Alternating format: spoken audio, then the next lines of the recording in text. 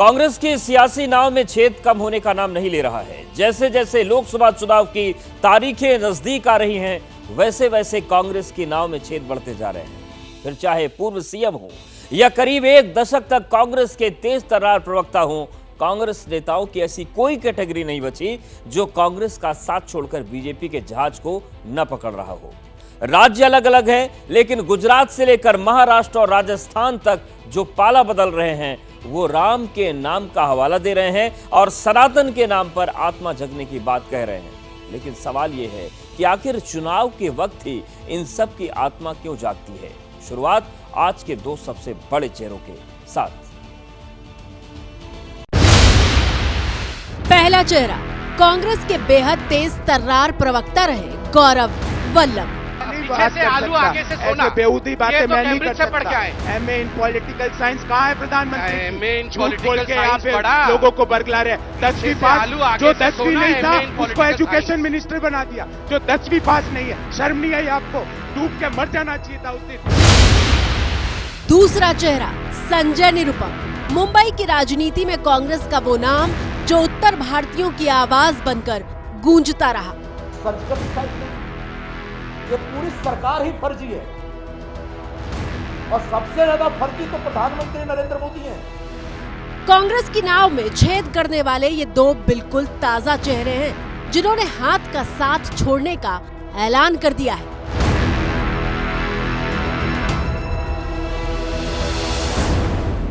मैंने प्रमुख कारण यह बताया कि मेरे में इतनी ताकत नहीं है कि मैं सुबह से शाम बैठकर वेल्थ क्रिएटर्स को गाली देता फिरूं।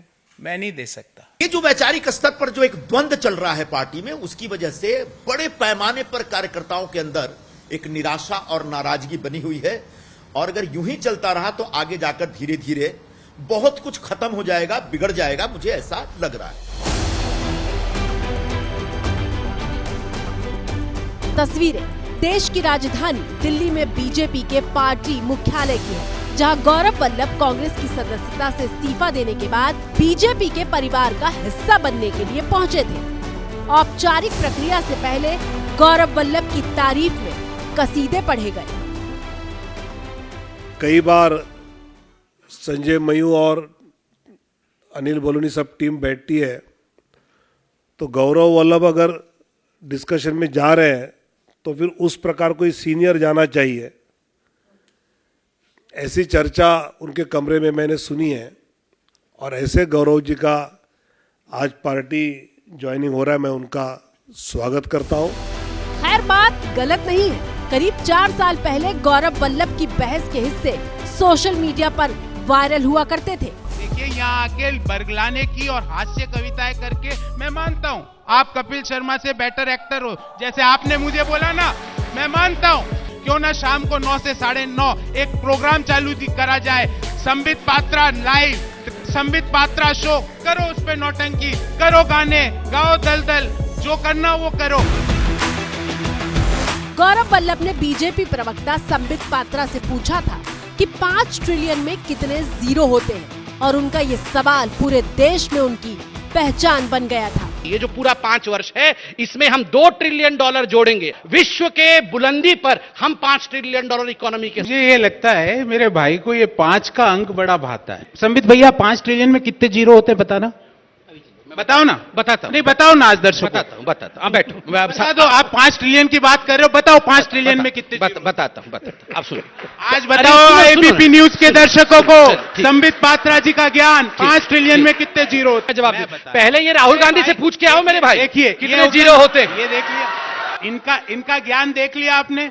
5 ट्रिलियन जीरो नहीं पता है 5 ट्रिलियन में कितने होते हैं? बता दे तो मेरा चैलेंज है इनको आज। 5 ट्रिलियन में कितने? चलिए आप ही बता दीजिए, आप ही बता दीजिए। 12 10 टू द पावर 12 होते हैं। 10 to the power 12। Gaurav Vallabh 2 बार जमशेदपुर और राजस्थान के उदयपुर से चुनाव लड़ चुके हैं, लेकिन दोनों ही बार वो चुनाव हार गए थे।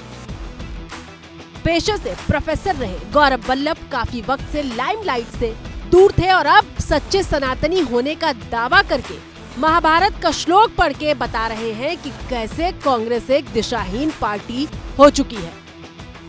धर्म एवं हतो हंति धर्मो रक्षति रक्षित तस्य धर्मो न हंतव्यो मा नो धर्मो हतो वधित। अर्थात धर्म के मामले में आप चुप्पी साध लो, जो गालियां दे रहे हैं सनातन को आप चुप्पी साध लेते हो, वेल्थ क्रिएटर्स को जो गाली दे रहा है आप चुप्पी साध लेते हो और उल्टा गालियां दे रहे हो। सवाल यह है कि गौरव वल्लभ के सब्र का बांध ठीक चुनाव से पहले ही क्यों टूटा? कांग्रेस पार्टी में ये सारी कमियां उनको पहले क्यों नहीं दिखाई दी? राम दाम दंडखेत, कांग्रेस की नाव में छेद। कांग्रेस की नाव में छेद का दूसरा चेहरा। आप सभी लोगों को सबसे पहले नमस्कार और जय श्री राम।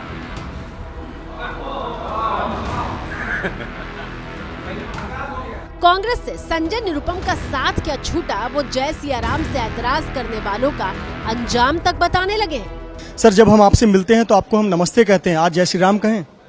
बोल सकते हैं, जय श्री राम तो सबको बोलना चाहिए। राम तो इस देश के कण-कण में है, इस देश के प्राण हैं और राम पर किसी को ऐतराज होना ही नहीं चाहिए और जो ऐतराज करेगा वो खत्म हो जाएगा। कहता जो राम का नहीं वो किसी काम का नहीं। पर इतनी आजादी से जय श्री राम आज आप बोल रहे हैं, कांग्रेस से निकलने के बाद संभव नजर आ रहा है। थोड़ा हमारे यहाँ थोड़ा एक विशेष आग्रह रखा जाता है, जय श्री राम या सिया राम बोलने के ऊपर थोड़ा सा एक तकलीफ होती है, लेकिन हम तो राम कथाओं में जाकर के जय श्री राम और सिया राम बोलता रहा हूं मैं। संजय निरुपम न सिर्फ मुंबई कांग्रेस के पूर्व अध्यक्ष हैं, बल्कि 2009 में मुंबई नॉर्थ वेस्ट से कांग्रेस के सांसद भी रह चुके हैं। इससे पहले निरुपम शिवसेना में थे और राज्यसभा के सांसद रह चुके हैं। मूल रूप से बिहार के रहने वाले संजय निरुपम उत्तर भारतीयों के मुद्दे पर ही शिवसेना छोड़कर कांग्रेस में आए थे। करीब 1.5 दशक तक कांग्रेस के लिए राजनीति करने वाले संजय निरुपम के मुताबिक बुधवार रात को उन्होंने पार्टी को अपना इस्तीफा सौंपा था और सुबह होते होते संजय निरुपम के पार्टी से निष्कासित होने की खबर आ गई। संजय निरुपम कांग्रेस से मोह भंग होने की वजह पार्टी में 5 पावर सेंटर को बता रहे हैं। पहले कांग्रेस में एक पावर सेंटर हुआ करता था और उसका एक कॉकस होता था, उसके एक कोटरी होते थे, दरबारी होते थे। इस समय कांग्रेस पार्टी में 5 पावर सेंटर्स हैं। तो जो 5 पावर सेंटर है उसमें सबसे पहले तो परम आदरणीय सोनिया गांधी जी का एक पावर सेंटर है, उनके आसपास के लोग हैं। दूसरे आदरणीय राहुल गांधी जी का भी एक अपना पावर सेंटर है, उनके आसपास भी एक कोटरी है जो अपनी दुकान चलाता रहता है। फिर बहन जी की भी एक अपनी कोटरी है, वो अपने ढंग से एक्सर्ट करती रहती हैं, अपना पावर एक्सर्ट करती रहती हैं। अध्यक्ष महोदय हैं और आखिरी एक जो पावर सेंटर है जनरल सेक्रेटरी ऑर्गेनाइजेशन का वेणुगोपाल जी का, वो भी एक पावर सेंटर बना हुआ है भाई। हिंदी बोलते समझ में नहीं आता, अंग्रेजी बोलते समझ में नहीं आता, मलयाली हमको समझ में नहीं आता है। सवाल यह है कि संजय निरुपम को कांग्रेस में 5 पावर सेंटर चुनाव से पहले ही क्यों दिखाई दिए? कांग्रेस में नेतृत्व के सुनने का एहसास उन्हें टिकट कटने के बाद ही आखिर क्यों हुआ? दरअसल संजय निरुपम महाराष्ट्र के मुंबई से नॉर्थ वेस्ट से टिकट न मिलने को लेकर नाराज थे, जबकि 27 मार्च को उद्धव ठाकरे ने अपने 17 उम्मीदवारों का ऐलान किया था, जिसमें नॉर्थ वेस्ट सीट शामिल थी। वहां से अमोल कीर्तिकर को टिकट दिया गया था, जबकि खुद निरुपम वहां से लड़ना चाहते थे। आपको पता होगा 1 हफ्ते पहले मैंने घोषणा की थी और वो घोषणा तब की थी जब महाविकास आघाड़ी की तरफ से शिवसेना ने बगैर कांग्रेस के साथ सहमति बनाए एक खिचड़ी चोर को हमारे क्षेत्र का लोकसभा का अगला उम्मीदवार घोषित किया। मैंने साफ साफ कहा था मैं खिचड़ी चोर के लिए काम नहीं कर पाऊंगा। राम दाम दंडखेत, कांग्रेस की नाव में छेद। कांग्रेस की नाव में छेद का तीसरा चेहरा विजेंदर।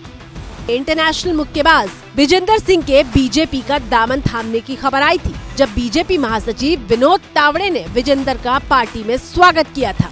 हम कहते हैं हमारे माननीय प्रधानमंत्री से प्रभावित होकर, जो उनका काम करने की शैली उससे प्रभावित होकर, हमारे गृह मंत्री जी हैं अमित शाह जी, उनसे प्रभावित होकर भारतीय जनता पार्टी में आए हैं। तो हम चाहेंगे कि इससे ज्यादा से ज्यादा लोगों का भला कर। खास बात यह है कि 2019 में विजेंदर सिंह कांग्रेस के टिकट पर साउथ दिल्ली से लोकसभा चुनाव लड़ चुके हैं। हालांकि विजेंदर चुनाव हार गए थे। कहते बदलाव कभी भी हो सकता, कहते जब जागो तभी सवेरा। तो कहते हम जाग गए हैं, तो हम चाहते हैं कि देश सेवा करें, देश हित में काम करें, तो इसलिए हम भारतीय जनता पार्टी में। नींद कहते उखड़ जाती है तो सब चीजें हो जाती हैं। तो एक दिन आया कि भैया मेरे को लगता है कि मेरे को देश हित में बीजेपी में शामिल है।